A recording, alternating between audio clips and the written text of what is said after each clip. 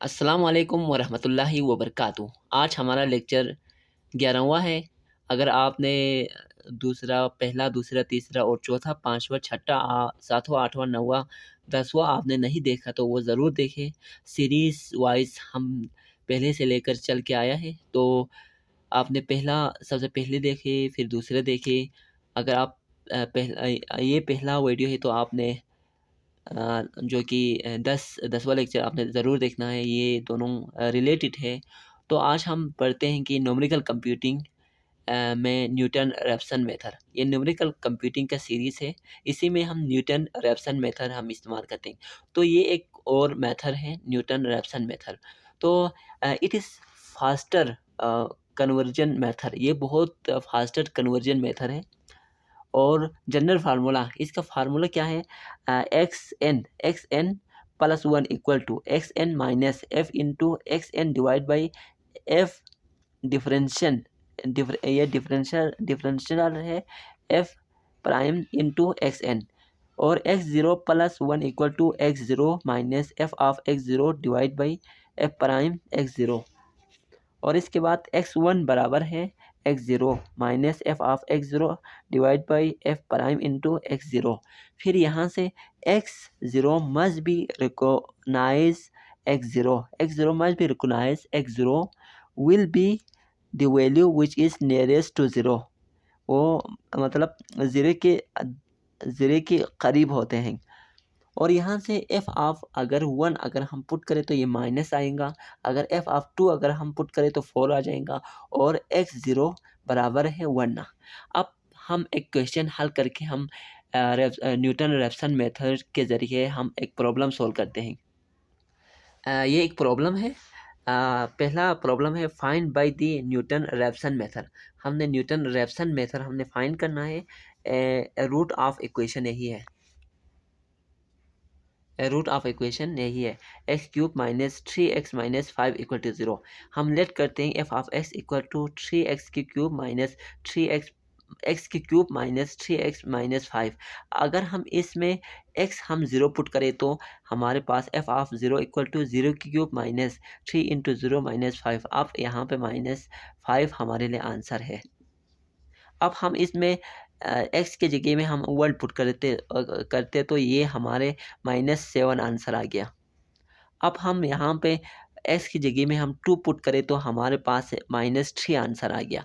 अब इसी तरह हम 3 पुट करते हैं एफ ऑफ एक्स की जगह में। अब हम एक्स की जगह में हम 3 पुट करें तो हमारे पास ये वैल्यू आ गया। अब हम x0 का हम सेलेक्ट करते हैं। x0 हमारे पास 2 आया था।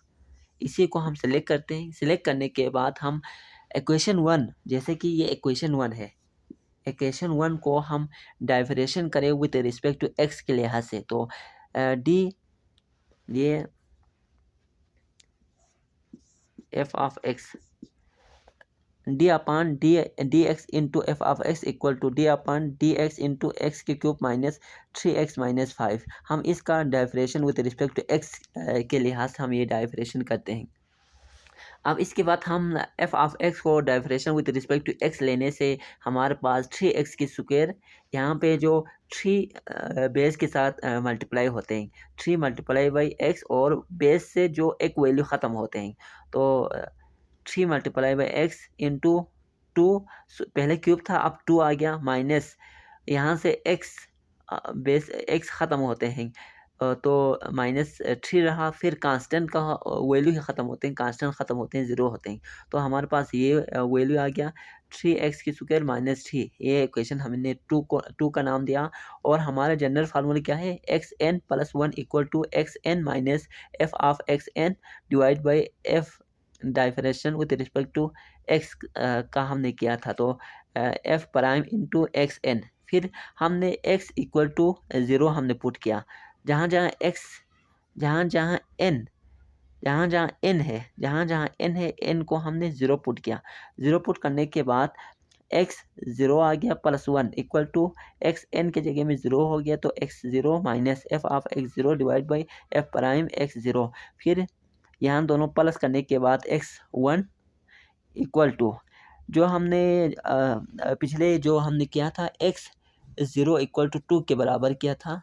इसी 2 को हमने यहाँ पे पुट किया, x0 इक्वल टू 2 हमने पुट किया, 2 इसी वैल्यू के अंदर हमने पुट किया minus f of x0 equation 1 है। ये इक्वेशन 1 को हमने लिखा एक्स की क्यूब माइनस 3x माइनस 5 और एफ प्राइम इंटू x0 और एसी को definition with respect to x से हमने किया था। इक्वेशन नंबर 2 को हमने एटीएस हमने लिखा। फिर जहाँ जहाँ एक्स है वहाँ पे हमने क्या लिखना है, 2 लिखना है।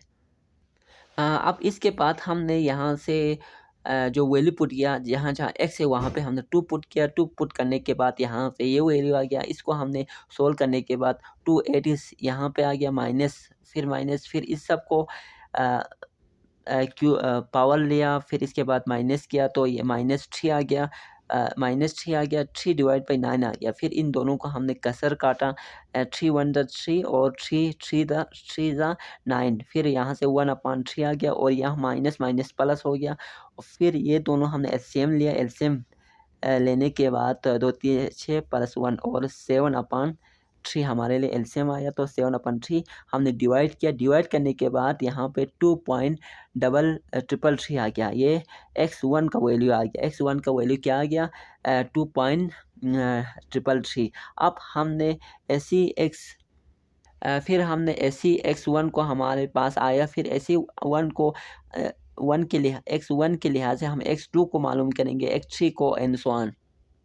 फिर इसी के बाद हमने पुट करना है n इक्वल टू 1। पहले हम n इक्वल टू 0 पुट किया था, अब x1 का वैल्यू आ गया। अब हमने n is equal to 1 put करने से x2 का वैल्यू हमारे पास आएगा। तो n is equal to 1 put किया तो जहाँ ये जनरल फार्मूला है xn + 1 equal to xn minus f of xn divide by f prime xn। जहाँ जहाँ n है वहाँ पे 1 हमने पुट करना है। तो 1 हमने पुट किया, 1 + 1 equal to x1 minus f of x1 divide by f prime x1।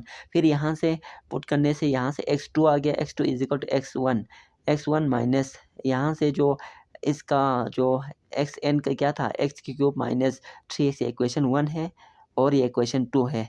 इसी को जहाँ जहाँ फिर x1 का वैल्यू हमारे पास कितना आ गया, 2.333 आ गया। जहाँ जहाँ x1 है वहाँ पे हमने 2.333 को हमने पुट करना है। अब हम जहाँ जहाँ x2 है x1 है वहाँ वहाँ हम x1 का वैल्यू हम पुट करेंगे 2.333। जहाँ जहाँ x है वहाँ वहाँ पर हमने ये वैल्यू पुट किया और इसके बाद कैलकुलेट करने के बाद ये वैल्यू आ गया और डिवाइड बाई ये दोनों हम डिवाइड करने के बाद ये वैल्यू आ गया और इस वैल्यू को इसके साथ हम माइनस करने के बाद हमारे पास x2 का वैल्यू आ गया। x2 2.2806 आ गया। अब हम x3 को हम मालूम करेंगे। अब यहाँ से पुट करेंगे n इज इक्वल टू, जहाँ जहाँ n है वहाँ पे हमने 2 पुट करना है। ये जनरल फार्मूला a है, इसका हमने a नाम दिया। ये सब में सेम रहेगा। जहाँ जहाँ n है वहाँ पे हमने 2 पुट करना था।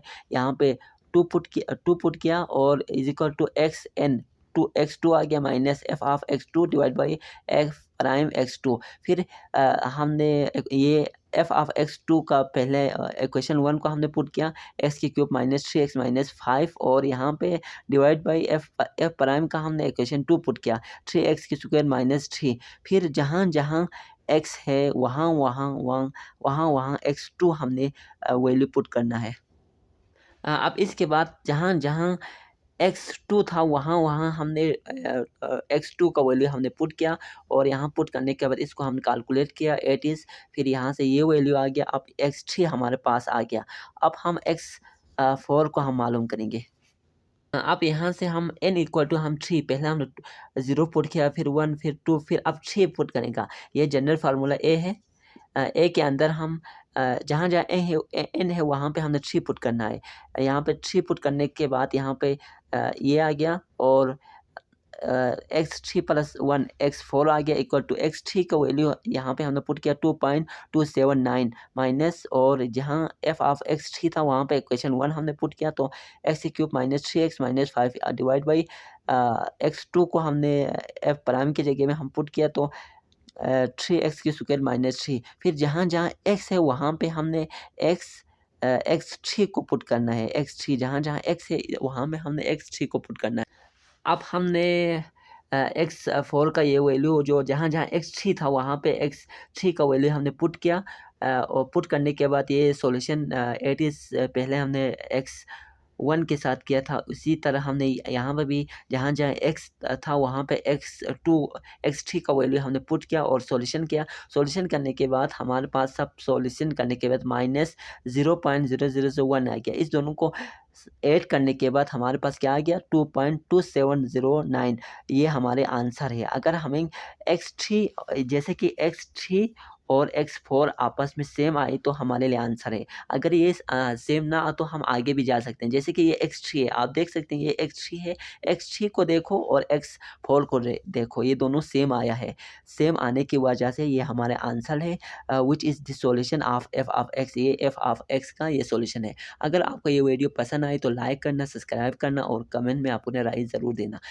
अगर आप ये पहले हैं तो सब्सक्राइब करना। देखने के लिए शुक्रिया। Thanks for watching.